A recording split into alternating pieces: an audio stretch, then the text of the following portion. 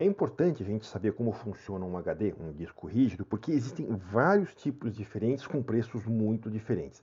Se a gente souber como ele é internamente, fica mais fácil de saber quando é necessário ou não usar um HD mais caro ou quando podemos usar um HD mais simples. Para os profissionais da área de TI, esse tipo de decisão é bastante comum e muitos, mesmo profissionais com bastante experiência, tomam decisões muito mais baseadas no preço do que sabendo que se realmente está comprando a coisa certa. Comprar um carro esportivo de luxo para puxar um arado no milharal não é a melhor maneira de investir num equipamento agrícola. Assim, é importante conhecer o equipamento antes de comprar, do que apenas olhar o preço.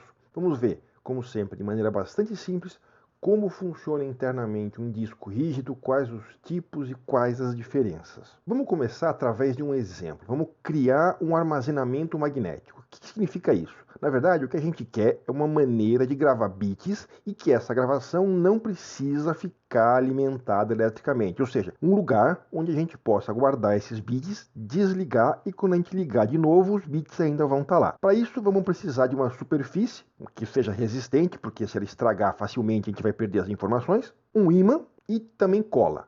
Pronto, tem tudo que a gente precisa. Vamos começar. Primeiro, vamos ralar esse ímã. Vamos quebrar ele em vários pedacinhos. Quando você quebra um ímã, eles também viram ímãs pequenininhos. Continuam todos pedacinhos magnéticos. Pronto. Bom, agora a gente vai passar cola nessa superfície que a gente vai usar como armazenamento e a gente vai espalhar esses pedacinhos de ímãs por cima da cola. Tá aí. Importante, a cola tem que ser como se fosse uma goma de mascar. Não pode deixar os ímãs cair, mas também tem que deixar eles se mexerem. Tem que deixar eles rodarem. Isso vai ser importante para a próxima etapa. Obviamente, um HD não usa chiclete nem imã ralado. Na verdade, usa materiais tecnológicos, mas que têm essas características, ok? Agora, como a gente faz para gravar e depois ler esses bits? Simples. A gente vai usar uma bobina. Quando você passa uma corrente elétrica através de uma bobina, ela gera um campo magnético que alinha os ímãs. Então, quando eu colocar essa bobina em cima de uma região e coloco eletricidade passando nela, os ímãs daquela região vão se alinhar. E como eles estão presos pela cola grudenta, eles vão ficar naquela posição mesmo depois que eu tirar a corrente elétrica. E se eu colocar a eletricidade passando na direção oposta, ou seja, se eu inverter a polaridade da tensão, os ímãs vão se alinhar na direção oposta. Então, se eu passar a bobina nessa superfície, eu consigo ir gravando 0 e 1, alinhando os ímãs. Por exemplo, alinhado para cima é 1, alinhado para baixo é o 0. Agora, como é que a gente vai ler esses bits? Simples. Quando você passa uma bobina por um campo magnético, você gera uma tensão nessa bobina. Não é legal? A mesma bobina que grava também vai ler, se a gente colocar um voltímetro nela, um medidor de tensão. Então, se eu ligo a tensão, eu gravo. Se eu ligo nela um voltímetro, eu vou ler. Mas como é que a gente vai fazer para passar a bobina por essa superfície? A gente vai ficar chacoalhando a bobina? O melhor é fazer o oposto, é passar a superfície por debaixo da bobina. E daí que surgiu então o primeiro meio magnético de armazenamento de dados, que era a fita magnética. Uma fita magnética é uma fita, óbvio, né? É feita de um material resistente, mais flexível, e em cima dela vai uma camada de pó magnético com uma goma. Essas fitas eram usadas em sistemas como este aqui, eram os armários grandes, e a seta aí está indicando aonde fica a bobina que grava e lê essa fita. Então, assim, quando a fita passa pela bobina, que é a chamada cabeça de leitura e gravação, a fita pode ser gravada sem que aplicar uma tensão ou lida sem que medir a tensão que for gerada nessa bobina. Repara que é o mesmo princípio das fitas cassete, as fitas VHS antigas, para quem conhece esses sistemas. Só que essa tecnologia tinha alguns problemas graves. As fitas rasgavam, entrava poeira que atrapalhava na leitura, a poeira sujava a cabeça de leitura, de gravação. Mas o pior de tudo era o tempo que leva para acessar uma informação. Se eu precisasse de uma informação que está lá no final da fita, eu preciso esperar avançar toda a fita, da mesma maneira como uma fita de VHS, você precisava esperar um tempão para chegar no fim do filme, se você quisesse avançar até o fim do filme. Então, eles tiveram uma ideia melhor, colocar esse chiclete, essa cola grudenta e o ímã em pó em cima de um disco e usar um motor para mexer um braço. Na ponta desse braço ficava a bobina, que é a cabeça de gravação de leitura. Por exemplo, se eu quiser gravar ou ler nessa região marcada em vermelho, é só rodar o disco até a posição e colocar a cabeça em cima. Pronto. Fica mais rápido de acessar e gravar as informações. Você criou os flop disks, que em inglês quer dizer disco mole, disco molengato. Esse aqui é um exemplo. Ele tem uma superfície coberta por esse material magnético e tem inclusive uma capa de proteção. Então, dentro desse negócio, essa coisa quadrada é a capa de proteção. Ali dentro tem um disco. E aí, nessa área marcada em vermelho, a gente tem a janela de leitura, que é aí onde a cabeça de leitura e de gravação tinha contato com o disco. Também era nessa janelinha aí onde caía pó, riscava com qualquer coisinha que batesse, quer dizer, era bastante frágil esse tipo de coisa.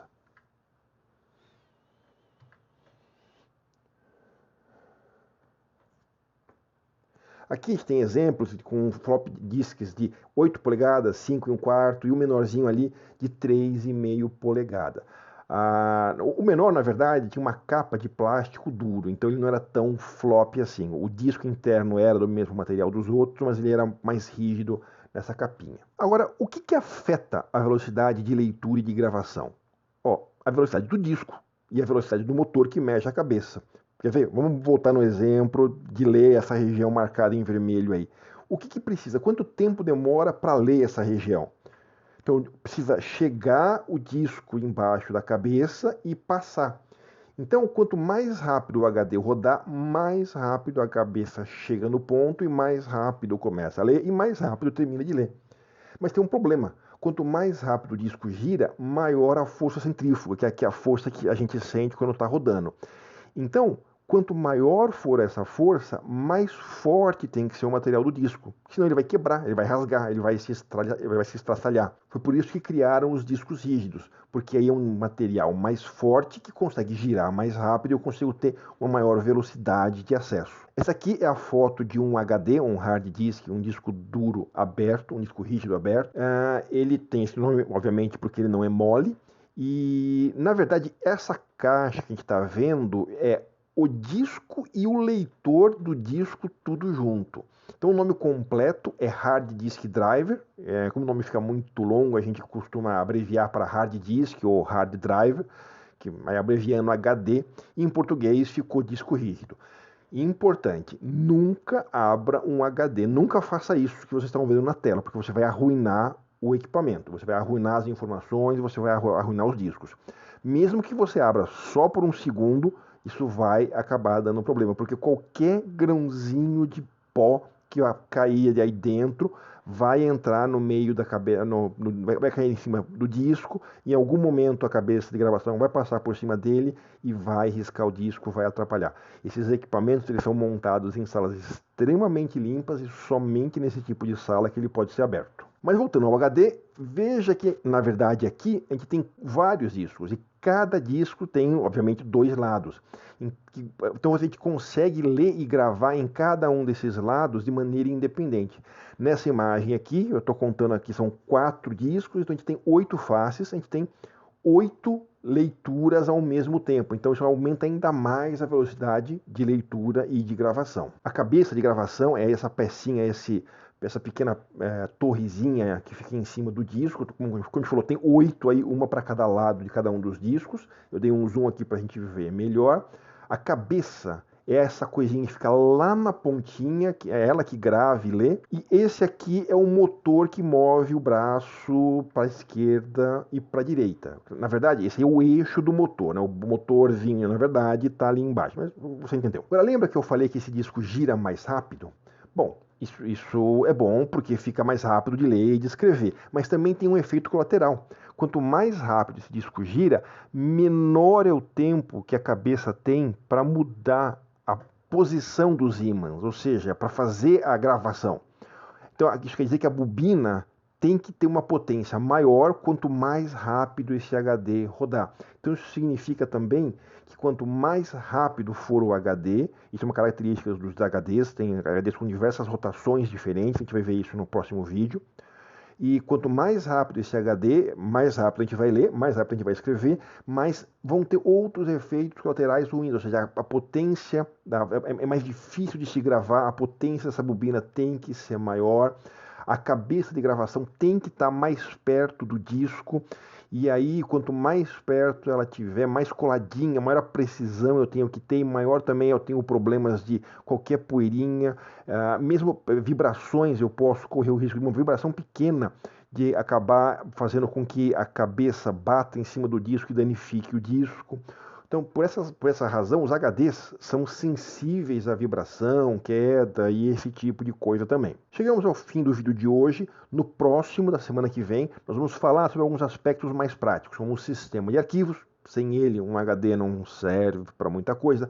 Vamos falar de fragmentação, desfragmentação, o que é isso tudo. E vamos falar dos tipos de HD que existem no mercado, para saber como escolher o melhor para cada aplicação e saber quais são as características de cada um deles. Já vou avisando, não é porque o HD Enterprise é o mais caro que vai ser o melhor para qualquer aplicação. Não é bem assim. É como eu falei no começo. Um carro de luxo é ótimo para andar na cidade, mas não vai ser bom para puxar um arado no milharal. Então, não é porque é o mais caro que é sempre o melhor. Como sempre, se vocês tiverem dúvidas, por favor, deixem nos comentários abaixo, que a gente tenta responder o mais rápido possível. Se vocês ainda não assinaram, por favor, não esqueçam, porque assim vocês vão ser os primeiros a ficarem sabendo quando a gente publicar os próximos vídeos. Não esqueçam também de clicar no botão de joinha, no gostei, porque isso ajuda muito. E aqui tem mais 2 vídeos que podem ser interessantes. E até a próxima!